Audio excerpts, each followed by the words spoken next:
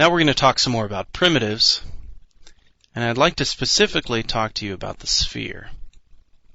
The sphere is a fun shape to work with. It's an interesting shape because although it is completely enclosed, it's technically not a poly surface.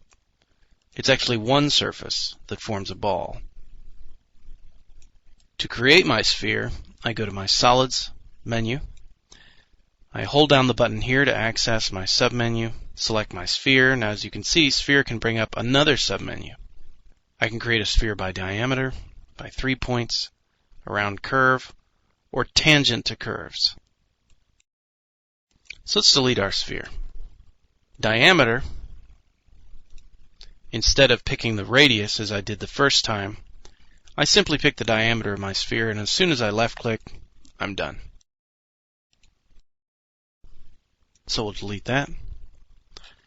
Now this one here, 3 points. First point, second point. Then with the third point, I'm actually squishing my sphere between the first two. As you can see, I can easily create a really gigantic sphere or a fairly small one that fits between the points. Now as soon as I left click, again my sphere is finished. Now what about here, a round curve? Well, for that we'll need a curve. So I'll create a curve here, simple control point curve. I'm done now, so I'll right click. I'll use this tool. Center of sphere here. Curve not found, unable to create circle. So let's try that again.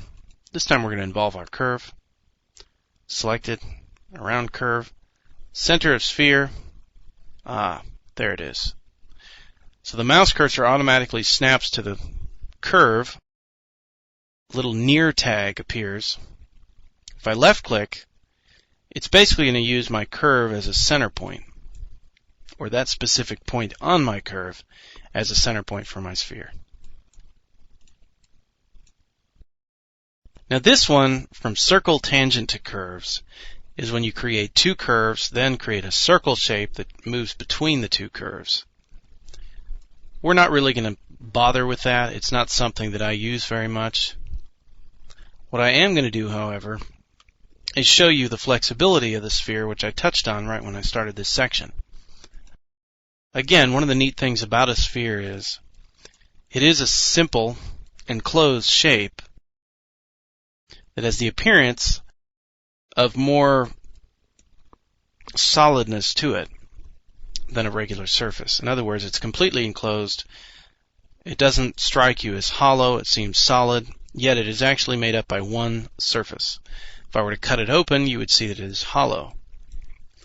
Because it's not a poly surface, all of my transform commands will work on my sphere.